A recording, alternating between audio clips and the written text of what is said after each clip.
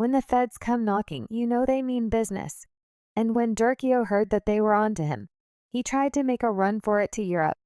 And now footage of the rapper being snatched up by the feds has gone viral. Dario didn't think they'd crack Lob's murder case and link it to him. But it turns out one of his men sold him. What's even crazier is that the same dude who sold out Durk is all over the internet, saying that Durk snitched on him first. Damn, this case gets wild by the day. And I'm about to put you on game, so strap in. Durk reacts to his arrest warrant as rumors about Lil Durk's arrest were going viral. The rapper took to his Instagram to promote his upcoming album.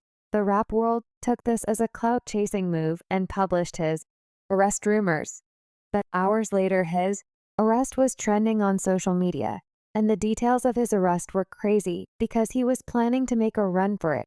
As it turns out, the feds have been keeping tabs on him for a long time. The FBI had even infiltrated his gang and knew his every move and learned of Lil Durk's attempts to leave the country. According to the indictment, U.S. Customs and Border Protection alerted the FBI when Durk booked 2 one-way flights to Dubai and Switzerland on October 24th.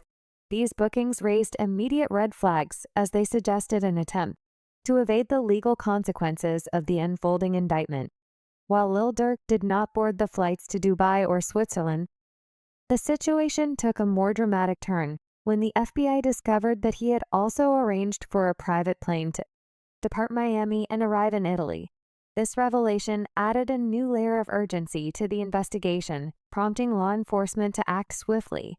The timing of these bookings, coupled with the serious charges facing his ASA associates, painted a picture of a man on the run seeking refuge from the storm of legal troubles closing in on him. On the evening of October 24th, FBI agents moved in to arrest Lil Durk at the Miami area airport. The arrest took place around 8 o'clock.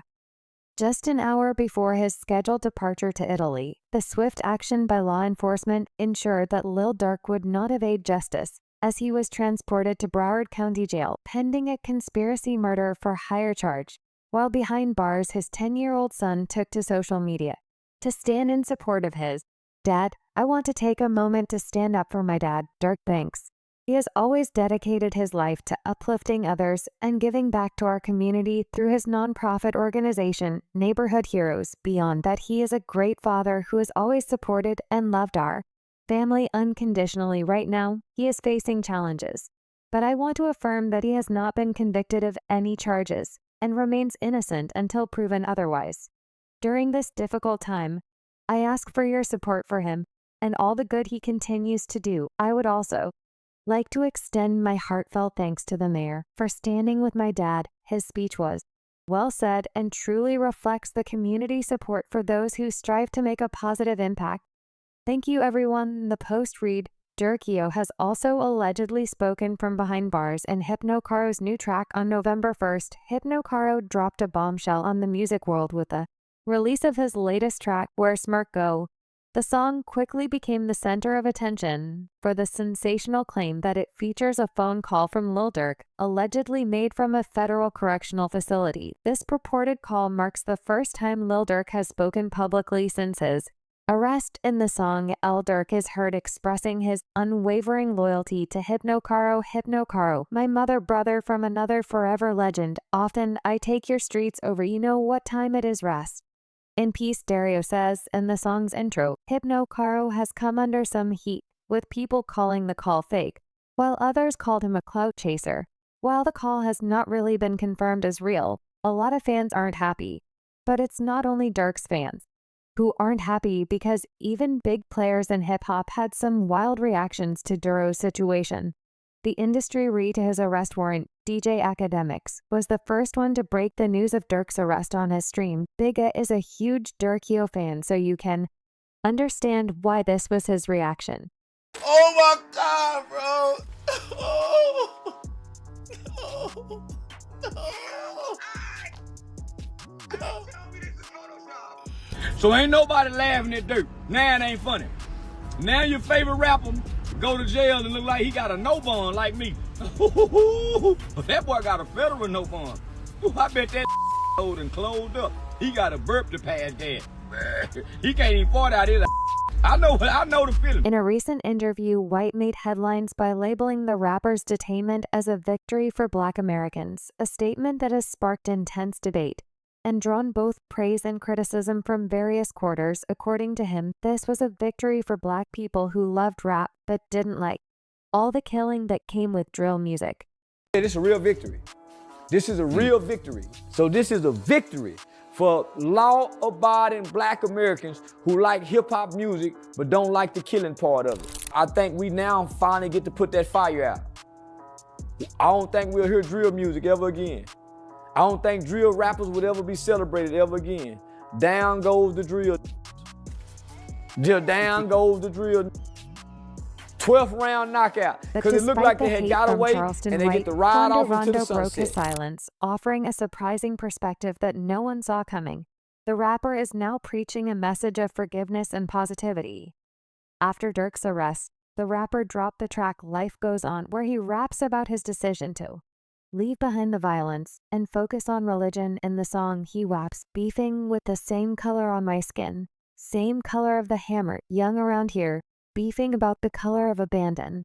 That's why I put my flag down and I picked up a Quran because life goes on. Quando Rondo also put out a public statement that took many by surprise. Taking to Instagram, he shared a message of forgiveness and healing, urging his peers to move past the violence and focus on building better future. We didn't get into this music industry to make it just to stay caught up in streets, Quando Rondo wrote.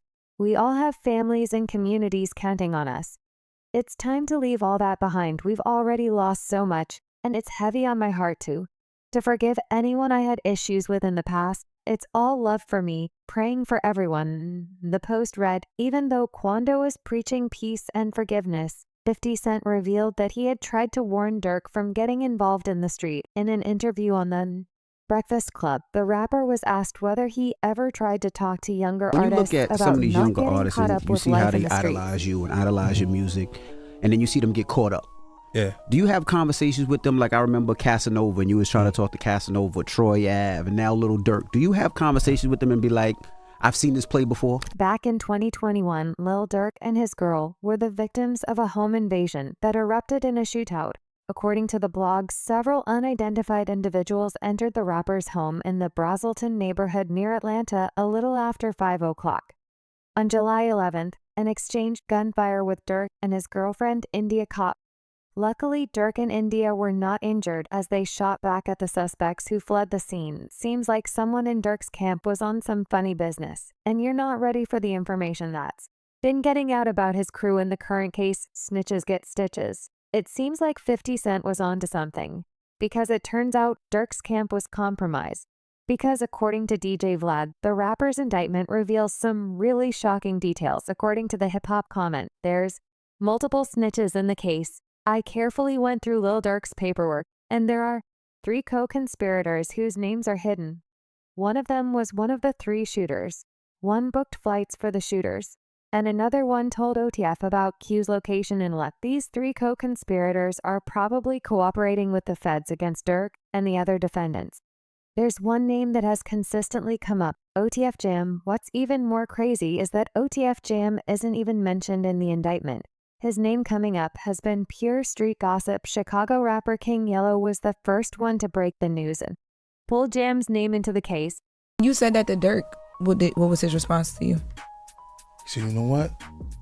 He said, somebody just came in my house. How do they know exactly what the address is? I don't give my address to nobody. Like, this is not, because something happened. The robbery in Georgia? Yeah. When India had to shoot? He went straight to talking about OTF Jam took to social media to deny the allegations. According to him, his name wasn't on any paperwork, so everyone should stop accusing him of snitching. Casey J. Hester, aka OTF Jam, is my artist's real name until you see that name on the paperwork. Don't add me, he posted.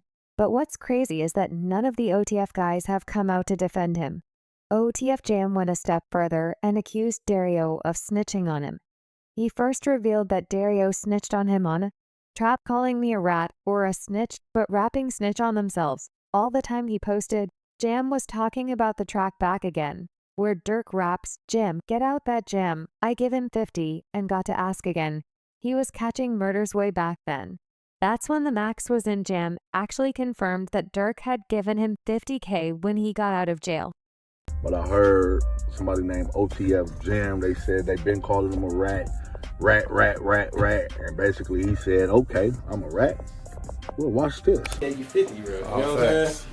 Facts. Fact? More than that. More than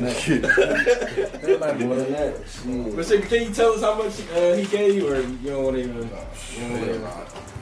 No, we ain't gotta get into all that, but bro made sure he made a way for me to be straight. Like, Now, according to OTF Jam, after the feds saw this, they were on him 247, who he snitched on me on a song, Police All Up on Me after that. Oh, he catching murders, let's get him Jam, posted it turns out that this dude had been released from prison in 20,122 after serving 12 years for attempted murder, according to the streets. Jam was an informant who had been cooperating with authorities for years. The craziest part about all this is that he might have even wore a wire while around Lil Durk and other OTF gang members, which provided intel to the feds. Whoever was giving the feds info revealed that the plot to kill Quando Rondo started with the tragic events of November 6, 2020, after King Von was killed outside an Atlanta nightclub. The altercation began as a physical fight between Von and Quando Rondo, escalating into gunfire when a member of Rondo's entourage allegedly shot V multiple times, resulting in his death. But Lil Durk, the death of his friend, was a catalyst for further beef towards Quando. Rumors began to circulate that Durk had placed a bounty on Rondo's head, according to court documents. The rat told cops that after Von's death, Durk used coded language to tell OTF members that he would pay a bounty to anyone who would take part in killing Quando Rondo. Durk's cousin, DeAndre Wilson, also told OTF members that anyone who took part in the murder would be rewarded with lucrative music opportunities with OTF. With all this evidence against him, fans are telling him to take a plea deal. But the rapper has other plans in mind. Durk pleads not guilty. The charges against Durk are severe, with potential consequences that could alter the course of his life and career. Despite the daunting circumstances, Durk has decided to stand on business. It's being reported that the rapper intends on pleading not guilty to the charges. This new development in the case suggests a fierce determination to fight the allegations and maintain his innocence, even though he risks a lifetime behind bars or even a death sentence if found guilty of the charges. Insider reports have also revealed that he is in good spirits, and his own complaint is about the food in jail. Interestingly, the source also revealed that he's getting along well with the FDC Miami staff, as well as his fellow inmates inside, with those in the know describing the guy as super charming and agreeable. Although the rapper's world seems to be crumbling, his music has been hitting different, because it turns out fans are bumping to it more than usual. Duro's music has seen a 28% increase since he was detained by law enforcement in Florida. Despite the good news, the rapper still has a lot to worry about, because the evidence that the feds have might see him face the death penalty. According to federal court records, Lil Durk's associates allegedly learned that Quando Rondo was staying at a hotel in Los Angeles around August 2022.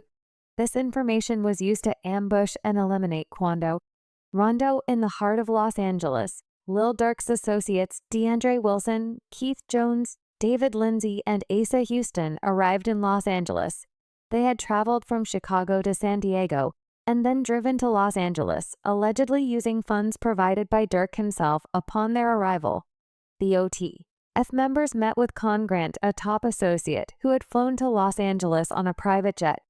Grant played a crucial role in facilitating the operation, securing hotel accommodations for the group, purchasing ski masks, and obtaining 2 luxury sedans to be used in the ambush. According to court records, Grant also provided Jones Lindsay and an unidentified man with firearms. According to court documents, the feds have obtained information from Durk's iCloud, where he warned the shooters not to book anything in his name, but his OTF crew didn't listen, because they still went ahead and booked the flights using a credit card linked to Lil Durk and OTF. As the day unfolded, the group allegedly began tracking Quando Rondo around Los Angeles in a Cadillac Escalade. The climax of the day's events occurred at a gas station across from the Beverly Center, a bustling area in the heart of Los Angeles. Here, Asa Houston allegedly parked his car strategically behind the station, setting the stage for the ambush as Quando Rondo and Robinson stopped at the gas station. Jones Lindsay and the unidentified man reportedly exited and opened fire, unleashing a hail of bullets in an attempt to kill Quando. Tragically, his cousin Alpio, who was standing outside the Escalade, was struck and killed in the gunfire, while Rondo miraculously escaped unharmed. In the aftermath of the attempted ambush, the suspects regrouped at an In-N-Out hamburger stand where they allegedly discussed payment with Con Grant. The group then made their way back to Chicago, flying from San Diego as authorities began piecing together the details of the brazen attack. And it looks like this wasn't the first time Durkio and his shooters had tried to take out Quando Rondo. It turns out that Quando Rondo almost lost his life back in 2021 in Georgia, the night before the shooting. Quando had performed at a nightclub, which was a short drive away from what would become the crime scene. After the performance, Quando and his team departed from the club and made a brief stop at a convenience store in Blackshear, Georgia. According to law enforcement sources, it was during this stop that gunfire erupted, targeting the rapper and his team. It is believed that Quando Rondo was present at the scene when the gunfire began, although he was not there when authorities arrived. One member of Rondo's entourage was injured in the attack, sustaining a gunshot wound to the hand. JK's past murders haunt him. The Fed's tight case against Durkio isn't the only thing that's keeping the OTF rapper awake at night, because new rumors have made their way to the internet, and let's just say that Durk wasn't playing in the streets already. 3 murders have been linked to his name, from his brother's killer to one of his homies' baby mamas. The rapper was moving mad. The first murder that was linked to his name came just days before his arrest on October 10th. Durk was caught up in a lawsuit filed by Lena Weekly, rapper FBG Duck's mother, who took a bold step by filing a lawsuit against Lil Durk, his record label, Only the Family, and the estate of King Bao. According to the lawsuit, these parties not only condoned, but also profited from the violence that led to her son's death. The lawsuit also claims that King Bao had placed a $100,000 bounty on Duck's life. Durk was quick to try and clear his name because just days after the suit went public, he held a birthday bash concert in Chicago where he did the unexpected. He paid tribute to all the people who had lost their lives in the Chicago gang war, including Lil Jojo and FBG Duck, who were his ops. FBG Duck's mom Weekly was having none of it and took to Instagram to respond, posting "It didn't matter to nobody but us when Duck did it." Duck's mom was referring to 2019 when FBG Duck tried to end the gang war in Chicago by paying tribute to those who had died in the violence through his track Chicago Legends. However, his ops didn't want a truce and continued dissing and shooting at Duck and his affiliates. Duck responded with one of the most brutal diss tracks in the Chicago gang war, Dead, where he took back his words and dissed his ops and their dead homies. FBG Duck would be killed a few months after this track drive. According to the Fed, the person who had paid for the hit had also rewarded the killers with custom-made O-Block chains. Soon a video surfaced on the internet showing King Von giving O-Block members custom-made chains. But this is where it gets interesting, because Durk might have been the one who paid for FBG Duck's death. According to FBG, Butter V didn't pay O-Block shooters for Duck's murder.